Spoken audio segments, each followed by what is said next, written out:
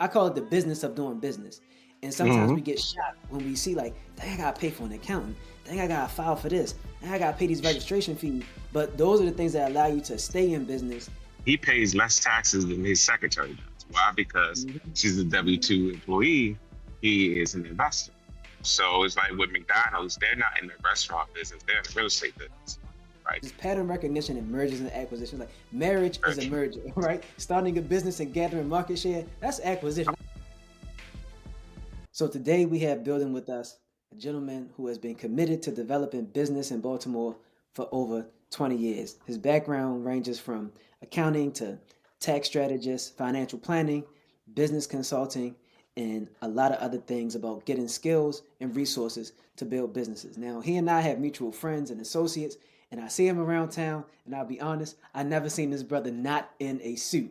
So he's always ready to talk shop and help somebody with building business. We have serial entrepreneur, program director at the Greater Baltimore Urban League, Sharif Small. Thanks for taking your time and doing this show here with me, Hey, man. I appreciate dude, thank you for having me. I appreciate your time and just for the invite, the opportunity to speak and share resources to businesses. it. Yeah, man. Yeah, I was excited to see you when we last met. Well, I guess we first met formally at Yeah, yeah. the Black Chambers event because I know I Hmm. always see you and I know who you are. I've been to other events that you spoke at or that you attended, so it was good to connect there and it Yeah, let me know it was worth my time investing in the Black Chamber of Commerce because I know it's other gotcha. people really Yeah, there yeah. making moves. Yeah. So we're gonna kick things off. I want you to tell people really quick who you are and what you do, so they understand the expertise that you have. Yeah, so again, Sharif Small. Serial Artillery just mentioned I'm a tax accountant, financial planner, business consultant, coach by trade. I went to Towson. That's why I got my degree in accounting, across financial planning. Worked for a couple of accounting and financial planning firms, but also worked in my dad's tax practice. He started the business 35 years ago, worked for him 5 years, and then 20 years ago, my dad decided he didn't want to do taxes anymore. So I took over the family business. So we're second generation taxes. At that time, taxes, spent doing bookkeeping, payroll, small businesses, nonprofits, and the focus and the purpose and the passion was helping businesses with their financial affairs so they can grow and scale their business. You want to grow your numbers, but you must know your numbers. And now you're in the business still have that financial affairs, no accounting, no books, nothing in order. And with that, you can't even do projections. So that's the first thing, get your financial. The most important thing is being a steward of your money. Real Mm-hmm. big on being not just an entrepreneur, but being a kingdom entrepreneur because it's about managing his money to his will and doing things his way. So that's the first thing is making sure people got the right structure and systems in place when it comes to getting that financial house in order from a business standpoint, but also from a personal standpoint, get your personal affairs. Because then again, you are the business, you are the brand. So we have to get your personal and business financial affairs in order. So while getting your books in order, you must also have a budget. You must have savings. You must live within your means. You must build personal credit and build business credit. So those are one of the other things we help you with build personal and business credit as well, because that equals your character. The next thing is we are a tax wealth strategist. So we help people save money on taxes, tax deductions, tax credits, tax strategies. Because once you get your books in order, then you're ready to get your tax prepared. And we make sure those things get done and get prepared correctly. So you pay the least amount of taxes, um, Mm-hmm. or just make sure that you don't pay too much in taxes. And too many businesses ever they pay too much in taxes, or they just don't file it all. And if you don't have your books in order, you don't have your tax prepared, like it's gonna be hard to be able to grow and scale your business and get capital from an investor or get capital from a lender. So those are the main things that we focus on. We always focus on. We provide technical assistance, business Mm-hmm. consulting, and coaching to businesses and nonprofits. Because a lot of businesses are trying to figure out businesses that how to grow and scale their business. We say you're a business for yourself, but you're not a business by yourself, right? So we make sure they take advantage of all the small business resources. We also focus a lot on business and building acquisitions. So we teach people how to get in a position to be able to acquire other businesses and also get in a financial position to actually one day buy their own office building. Because the mindset is not just to own the business, but own the building of the business. Mm-hmm. That's how you truly build generational wealth and be able to leverage and bring in grab other streams of income, right? How do Mm-hmm. you create other stream of income? I think we try to get businesses to focus. So it's not just what you should be always doing for your business, but what is your business supposed to be for you? Financial freedom, generation of wealth, and leave a legacy for your kids and grandkids. So those are the main things that we focus on. Is helping businesses grow and scale, providing that technical assistance. So they take advantage of like economic development center resources. They take advantage of all the local, state, and federal resources that are out there that a lot of businesses are not familiar and working with. Also run a real estate development company. We own commercial buildings. We own apartment complexes. I was very blessed. I bought my office building in 2018, Nice. right in Congratulations. Charles Village, Mm-hmm. 23rd Street. Also have a nonprofit called Financial Movement. We teach kids community financial literacy. We teach entrepreneurship and we teach real estate. We're a nonprofit developer. We buy vacant in the city. We renovate them. We sell them to first time home buyers and or Section 8 tenants because our goal and objective, we invest in not just into the buildings, but we invest in the people. We want people Mm-hmm. to become more self-sufficient, to get off of government assistance and be able to, take care of themselves and be in a position to build generational wealth. So workforce development, financial literacy, entrepreneurship, those are the ecosystem resources that we provide, as well. Um, but yeah, that's pretty much my background. Grew up in the city, grew up in Park Heights, was raised by a single father, me and my twin brother. Still live in the city, my beautiful wife, Alicia. So pay a lot of Baltimore city taxes, water bills, and all that stuff. But really Yeah. trying to reduce poverty, try to reduce the mindset when it comes to poverty, it's mainly a mindset. But really getting us how do we buy and own wealth building assets it's my Mm-hmm. mindset, but to do that, you got to change your mindset. And you got to change how you better manage your money. It's a mindset, how you manage your money, but most about how do you connect with the maker, the man upstairs as well too, because that's what's going to change the trajectory for not just focus on living luxury, but how do we create legacy? Right? How we focus on creating wealth and creating a legacy for our kids and our community and our community as well. So yeah, that's pretty much our deal. What I pretty much focus That that was that was an extensive rap sheet there, but most on. people need to Sorry about know that. that. No, no, it's all good. People need to know that they can get all of those resources in one place. So if they wanted to access those, they would come to SJS firm. Like I'm going to link your website and everything, I but they appreciate come that. direct. Yeah. Yeah, Hmm. they would come to you for that, not necessarily the GBUL, right? Yeah, they can come to me with that, and then I can see if it's a fit for the resource that we have available. With it's GBLA, FSC. We have a contract with a couple of organizations in addition to GBLA, FSC, First Community Services. We provide technical assistance. So it just depends on what demographic where their business is located at. Okay, okay.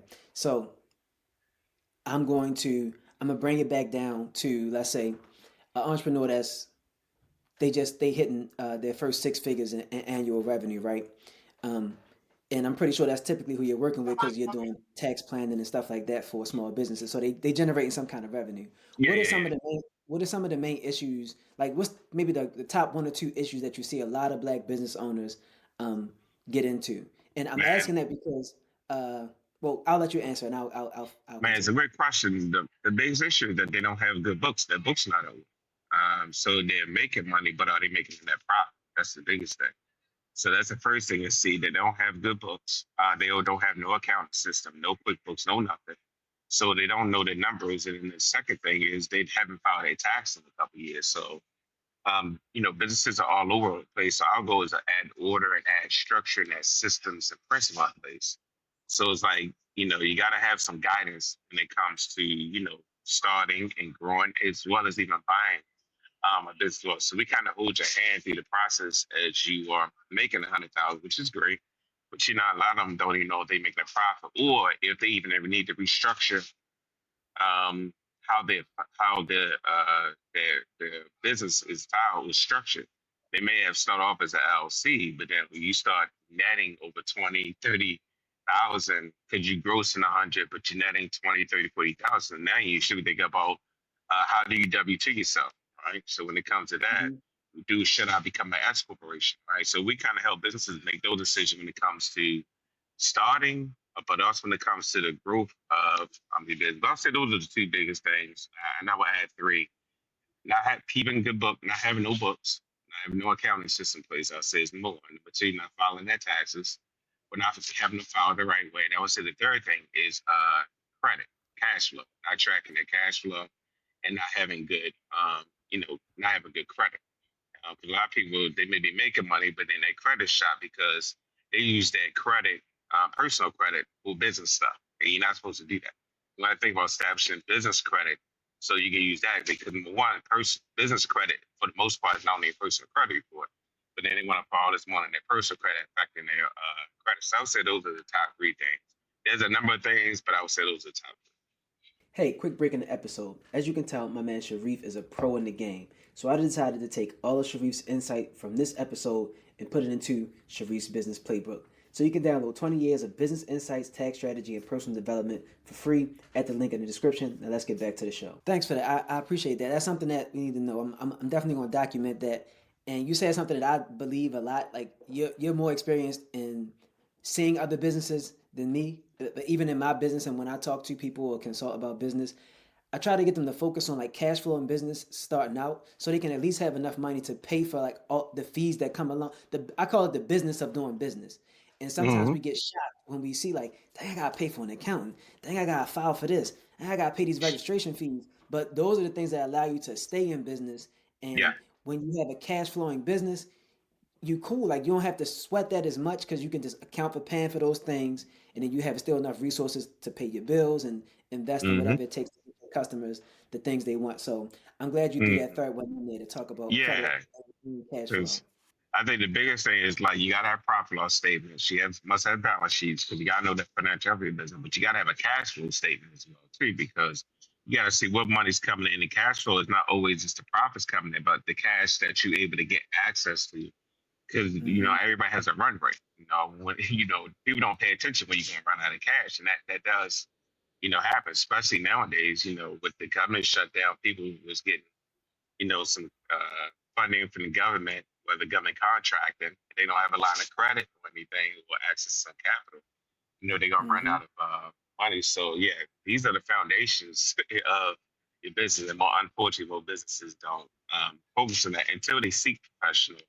And I always tell people, I mean, yeah, I don't work for free, but I always work with people budget, and there are some resources out there that could be temporarily at no cost. So my key thing is to do a session with me, and I can connect with other resources with some maybe at cost, but there may be something that maybe not at cost, maybe not at no cost as well too. So Got you. Got you. Now, you have a super business advantage that I always like to hear about because we don't hear a lot in the black community. Your dad had a business and you took hmm over the family business. So you hmm understand like work ethic, you see the level of focus that he put into the business to provide for you and your brother and everything. So what are some of the drop a dad jewel on us? Like what's some of the things that your dad actually taught you to help you get in the game, transition to taking over the family business, or yeah, yeah, just like yeah. stay a grounded man that's able to manage these types Well, of I things. What's think the something you biggest thing is not just professional, but it's personal. My dad taught me how to be a kingdom man first. So it was more about Mhm. having principles and systems just as a man and a man of God. So I think that's the first thing because that carries on to what you do in business, your integrity, your principles and systems. But I think what my dad was sacrifice. I think that was the number one thing. Anything that that's worth credit for, you have to sacrifice to it. So number one, my dad sacrificed, his life. He had us when he was 23 years old. We came to live with him and live with him ever since as a single father. So I learned about service and sacrifice were the top two things. So number one was sacrifice. Just him being there for us and raising us by himself, and then him sacrificing even more a lot of his personal time in us, but then also starting and forming a business. So that was another one I learned was, sacrifice having structures and having systems in place Mhm. because, we have responsibilities. You can be all over the place. So you got to have structure. You have to have systems in place and you got to have a team that's going to help you out. So there was structure and then those was just good, providing good customer service. Mhm. Communication was key and being able to provide service where you're providing value. Like people got to understand, you got to provide value in the services that you're having to where it wasn't about transactions, about transformation, right? If you're not Mhm. providing transformation, he's always said that you're not doing what God has called you to do because he was saying to me and my brother, it's not about you having a career, it's about you having a calling. You have a skill Mhm. set, and how do you use your skill set to change your mindset and use your skill set to acquire assets? He's always saying mindset, I skill like that. sets to acquire, assets. So that's why my dad was just, doing the best that you can to make an impact and make a difference in the lives of other people. Well, your clients should shout out your dad. You did your work. You did your work through what he told you. So shout Oh out to your yeah, dad. man. Well, sometimes I didn't. Most of the time I did. I was like the little bad twin, but it took me a while to, grow Yeah. up, get a little bit Uh-huh. better, and start working for it. I like that. I like that. All right. Well, I'm gonna pivot a little bit now that we got the lessons and we know who you're helping out. What are some of the things that you find kind of chaotic in your business and in your line of work? Because you got a lot of different things that you manage and oversee. Like you said, you're a serial entrepreneur. Most people just trying to get Yeah, one business rolling. So, couple what are the things. things? What are the things that you kind of struggle with or need or Well, find that you need to? um, you know, when you get my age, I'm almost 50, so you have to deal with a lot of different personalities. A lot of different personalities, and you have to lean on people. Because, for you to grow and scale, you got to surround yourself with the right people.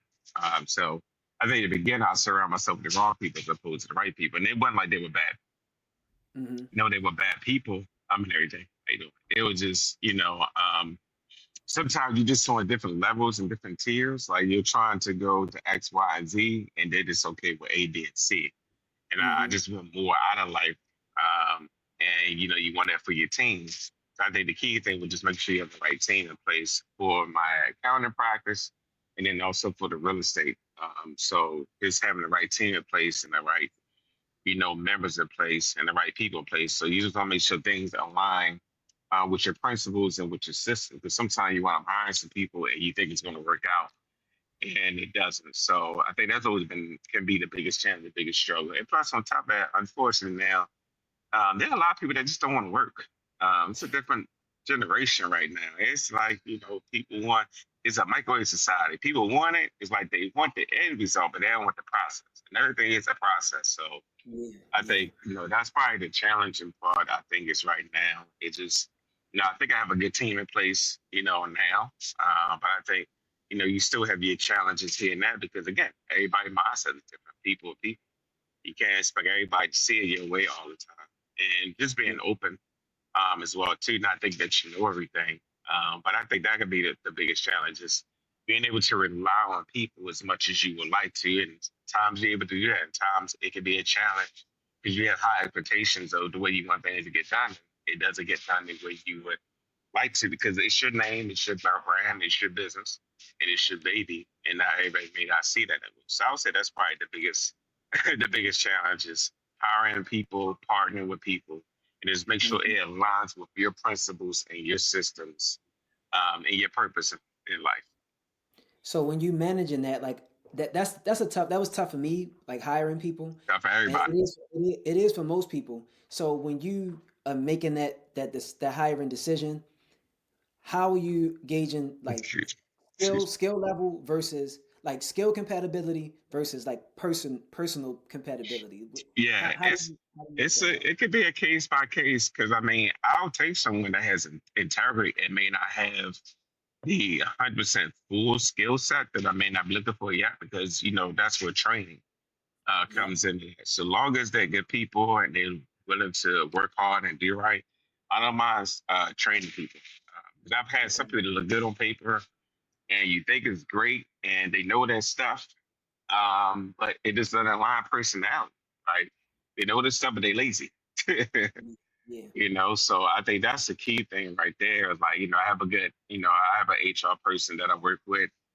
And that was another thing too, just find someone that really knows what you really need because you'll hire some people and they just doesn't align. So it just takes the time to really, you got to put your operations, your operation manual and your handbook and all that stuff in place. So, to protect yourself, number two, but then also number one, what you're truly, truly, looking for. So yeah, I mean, it just depends, like I said, we have no problem, training people as long as they're willing to put in the work ethic, well, as long as they open and willing to, they willing to, learn. So even when there's times where I may not be hiring, but I'm always Mhm. recruiting. Like I think it's always good to Oh, continue to keep on entering people, it's even when different. you're not hiring, because tomorrow or later that evening, somebody may not show up or just quit or get sick.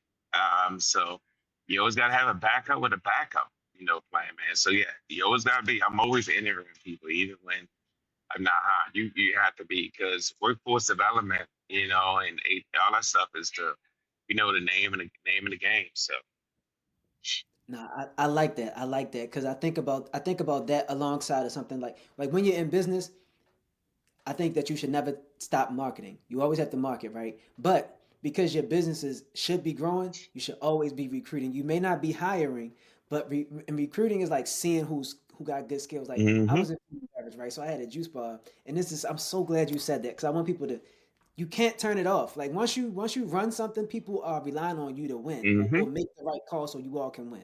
So like when I had my juice bar, if I went somewhere to buy food and I noticed the employee that was like really had a really good personality, was happy to serve, gave me extra napkins. I was like, nah, I'm coming back to this Chick Fil that's A. right.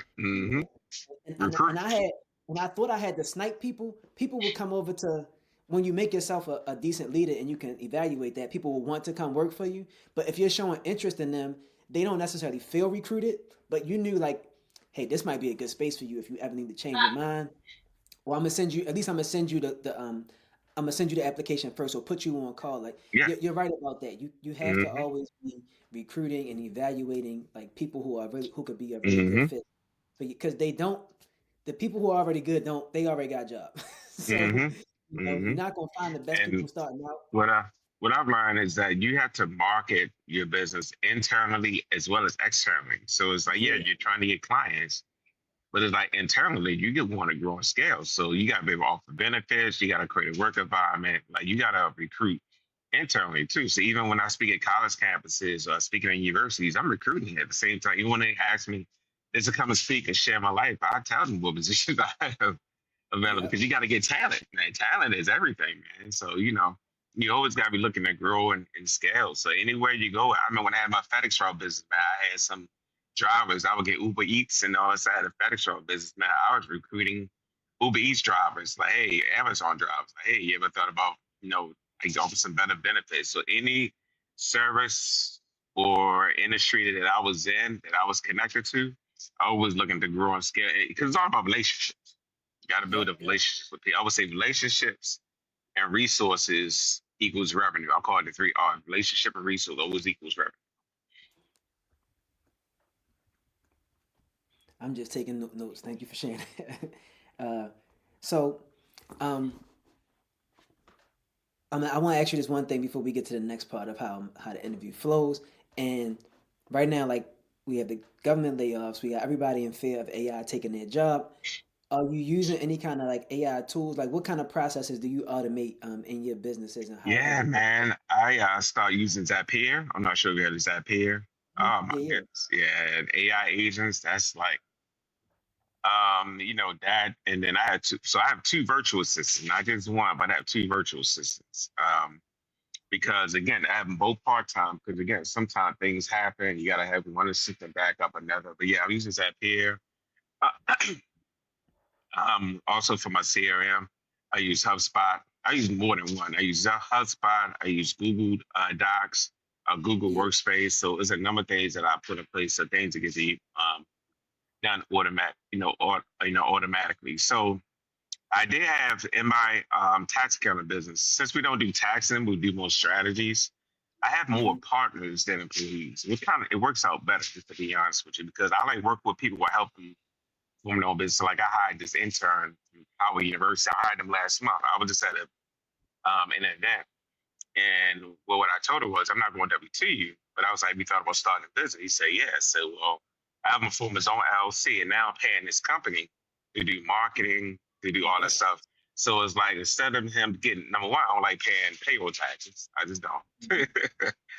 Nice, nice. Number two, this is going to help him build wealth, and he can use this as a portfolio and as his revenue. Because again, this is how I empower him to help him with his business as well. But yeah, those are the tools that I use. ChatGPT is everything. I Yeah. do a lot of proposals on that Canva. I use a lot of that as well too. So, but yeah, Zapier is like my hub. It's like my foundation of mainly using that. I'm also using Upworks, um, Fiverr. Like you always got to look at you know, use a lot of tools, a lot of resources to be able to keep up with technology and to keep up Yeah. with the times. Because I mean, now with the businesses that I run, it's always good to have everything automatic. To be able to run your business. Yeah, I'm glad you shared that because some people are still catching up. So for those who don't know, Zapier is an automation platform. So it connects all of the tools and takes action for you It's based great. on the directions you give it. It's So great. like in Sharif's case, if he has to do a proposal, Zapier can actually write the proposal out and then it can send the proposal in the email. And Everything. if the person replies, it could actually reply to that email form. So that's just an understanding. But I'm glad you said that. And it doesn't take you to have multiple businesses to Yeah. use it. It's very Mm, affordable. And another tool, like what you just said, partnership is a tool. Like relationships are everything, but partnership is a tool. So I'm gonna borrow that idea. If take I it. have to hire somebody, if I have to hire somebody local and I know it's a good person and they're interested in the business, I'm gonna see if I can help them start a business. That way I can just pay their business, and that'll get them Hmm. in the game too. Because once you get your first entrepreneur money, life be different. I ain't talking about just Yeah. like hustling. Like I'm saying, And hustling then up for some money is good too, right? If yeah, you can sell something, you can buy it for two and sell it for five, a T-shirt or something. That's yeah, great. When you get that entrepreneurship money or hustling money, and you know yeah, it's all yeah. legit and paying in the books. And I know he probably look for a W-2 job when he graduates, which is fine, but then he'll have a second stream, a third stream of income as well too. Yep, Plus, on top of that, there's something called tax write-offs that I love. yep, Now he can write off yep, his cell phone.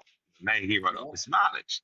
And now I'm getting into the game today with the build wealth because I mean one day they uh, uh, uh, not Bill Gates, but Warren Buffett.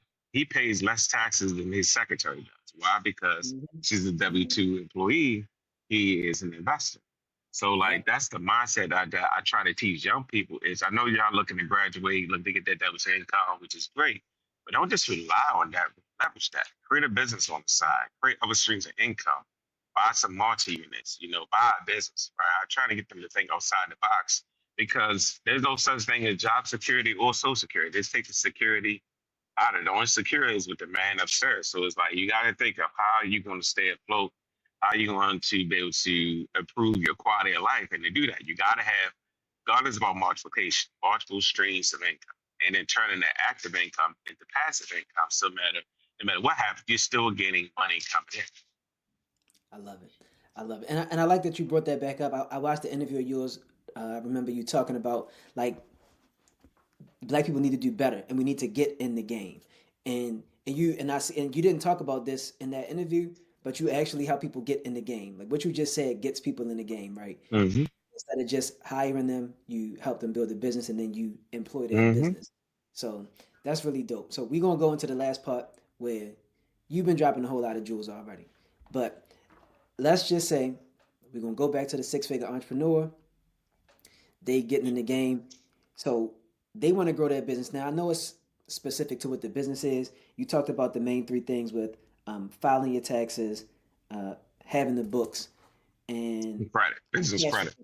Yeah, cash flow and business credit. So if they're starting there, what would you say to them about growing their business? Like, how would you tell them to expand? Because when I had my juice bar, I was fortunate enough to get to two locations, and so I understood the difference now of expanding versus scaling. It's Yeah, not yeah, yeah, exact, yeah. it's Yeah. not exactly the same, and so people get, especially if you're on your timeline and you follow entrepreneurship, it's easy to get those things mixed up. So I'm making my first 100,000. I got good profit margins. I'm about to hire my first person now. That probably double my revenue. What is grow? How do people grow their business? Right, you got to grow before you scale, and people got Yeah, to yeah, get yeah, yeah. Yeah. that And I first. think you have to grow internally as well too. So you got to make sure you have the Okay. right team, which I think it is. So you got to make sure you have the right team. That's the first thing. When it comes to growing and scaling, a lot of times, unfortunately, when I work, not unfortunate, but businesses that I work with, you was good. You had a brick and mortar. A lot of businesses are home-based businesses, right? Hmm. So what I try to get That's them where to I'm at change now. that. What you say?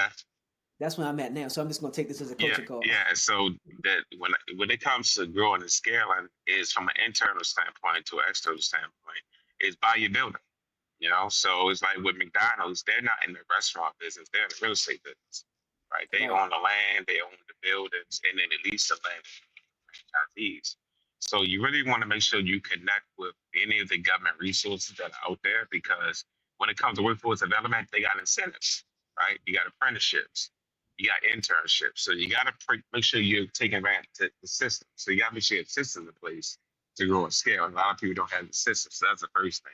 You got to have a business plan, right? So you want to have make sure you have a plan and make sure you have a system in place so you can execute that plan. Because you're going to need a team to grow and scale, right? You can't do it.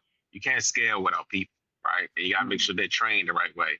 Another good thing about it is that a lot of these workforce development and even with the local agencies, they have incentives just for training and hiring people, and they got that you get money for that. Like they pay you for hiring and scaling. So that's the first I recommend planning and that system in place. And the next thing you need a location. So then that's where your business and personal credit comes in.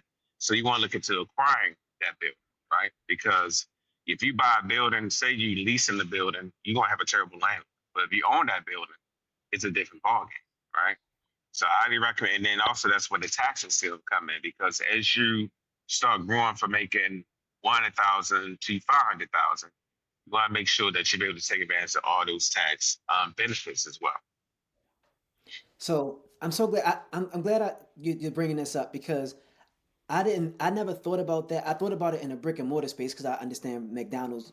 But when you have a home based business or a service based business, because that's who I work with mostly, service based businesses, growth for them looks like say we might go to WeWork, we go to our favorite cafe, but Yeah, because I own the juice bar, I understand the benefit of having brick and mortar, but that level of like having that kind of bill is yeah, is is off putting for people who have a home based business. You're like, yo, I'm saving all this money. I work from home, but that's what growth actually looks like. So you got it to get is. over the mental block and understand like it's. And then when you're doing big business, if you got a business that has a location on Google Maps and you are just an agency or a service based business, that is a big deal Yeah, because hmm, everybody got a website. But if yeah, you're in the property, if you're in a building, like we know that your cash flow is like that. You know what I'm hmm. saying? It's not like a flex. It's just a different level of scale, like It's a you said. different. So It's called a different level of money. So when I bought my building at mhm, 18, I bought a mixed use building. So I have an apartment okay.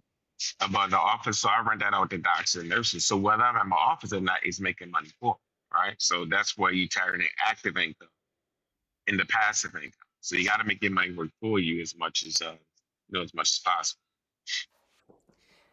I love it. I love it. And Um, that's what SBA financing too. So I teach a lot of SBA classes, 7A, 504. yeah. You got up to $5 million to use SBA financing to acquire another business and or building, right? So even when I bought my building, SBA financed up to 90% of it. So only had to put down 10%. A lot of times they say it's better to buy than to rent. I feel like it's Hmm. so true, but it's like the mindset people don't wrap themselves around of it. So people have to have more of a acquisition mindset, as opposed to leasing mindset. That's how you really truly build, wealth. You buy property taxes. You own the building. There's never real estate with never investment where it appreciates in value, but you Hmm. can write it off on your taxes at the same time. That's what I love about real estate. But just gotta make sure you buy the best type of investment. You got to make sure you do your due diligence, right? You got to do your studies and all that stuff. And that also got to do a stress test as well. Take it in day, people want joy, peace, happiness, all that stuff. Yeah, I think that's great. I was just talking to a buddy of mine this weekend, and I was telling him like, as you grow in business, like he's really successful in business. He was renting like the space of his brick and mortar, but a lot of life is just mergers and acquisitions. It's pattern recognition and mergers and acquisitions. Like marriage Very is a true. merger, right? Starting a business and gathering market share, that's acquisition. I'm Coming together as acquiring. one. Yep, yep. Together So as one. yeah, Yeah. so You I think really of like Reg that. F. Lewis, right? Reg F. Lewis, he's the wealthiest Exactly, black man. exactly. That's why we do our wealth summit each year there at the Reg Lewis event, because that's what he was about. Yeah, Building wealth, but also building a families at the same time and a community. yep, yep. Yeah, this year you focused on franchising with the Wealth Summit, right? Yeah, Yeah, we focus on buying existing businesses, franchise. Next year, we're going to focus on venture capitalists, private equity, family offices. How do you actually raise capital to buy bigger businesses? We were just yeah. talking about just buying something. Now we talk about how do you increase your portfolio to own Hmm. multiple businesses that are cash flow. Got you. Yeah, I would. I do want to buy a business. Not maybe not. They don't want to sell for another 4 years. It's a legacy business. They'll be at 100 years in 4 years, Nice. and they're older. They're definitely tired, and I know the space, and I would love to. So I think that I got to take my time and kind of pace that out and save up some money so I can, like you said, so I can have enough to. Well, there's ways around that where you don't feel like I think you're a lot sooner than you think, to be honest with you. Because you can get SBA to finance 90%. Then my Hmm. twin brother he wants to connect with you. He went to city as well. Um, Hmm. he can provide equity on the 10%, right? Because he works for a private equity company, with Gotcha. Iranian Manager Group, they're black owned. So the key question is that yes, it's good to have some money saved up, but there's money out there that you can go after to be able to acquire to where is you don't have to wait to save as much as you think you should to be able to acquire. So I think you're a lot sooner to actually acquire it than what you think. And the longer you wait, you never know who else may come in and swoop at this stuff too. So let her talk to Yeah, you yeah. sooner and later about that. It's all capital stack, the acquisitions. Got you. I'm gonna do that then. I know because I know there's a different path for like owner financing maybe too. Because if they want to get out Yep, sooner than seller later, financing on then top of that. Yep. yeah, hmm yeah, I yeah. did with my Well, when I bought a FedEx Road business. I bought it for 2.4, SBA finance 90%. I did a 5% seller note on top of it, so we had to put down 5%. And FedEx paid every Friday, so it was cash on day one. Black guy sold it to me, had it for 20 years, and I just sold it in May. nice. Oh, congratulations. Yeah, yeah, Another exit. We need to hear more about that, man. That's why we don't hear enough about it. So yeah, man. Got it. When you do that's so, you why, gotta have that's, an exit strategy. Gotta have an exit yeah, strategy that's as why I well. wanted to have you on here because I know you have a different purview of like how business works and different levels of expertise. And Yeah, so yeah, that's what it's yeah. all about, like getting more people to understand, but especially people in Baltimore. So most of my guests have been from Baltimore, and Uh, um, now you're one. And so I appreciate you giving me time and making that of stop so we can course, sit here and get on here and talk to me. And I know I'll see of, you out and about pretty soon, man. So of thanks a lot. I course, man. appreciate Hopefully, I'll see you this weekend, man. Are you on to the city probably this weekend? Or? it. Yeah, yeah, I'll be out. I'll be out and about. Yeah, But let's make yeah, sure we connect. If I can leave one thing real quick, yeah. is your faith, family, finance, as well as fitness and Mm-hmm. fasting is the foundation of the future, right? So your Appreciate faith, fitness, and finance. Like that stuff must be in order, but we gotta add fasting, we gotta add fitness because it's not just your wealth, your financial wealth, but it's your spiritual, your emotional, your physical health as well too. So want to make sure you have all that stuff in order um, as you are looking to build generational wealth. Don't have that in order, it it. becomes a challenge. Great. And I'm gonna put that in the description. Is there anything else you want me to link in the description? Like, do you have any events coming up soon, or was the Wealth Summit the end for the year for you? The Wealth Summit was it in person, but we got some Zoom stuff that we coming up. We're finalizing it, but I'll get it to you as soon as we have it finalized. All right, great, great. All right, appreciate it. Hey, appreciate you, man. Have a good one.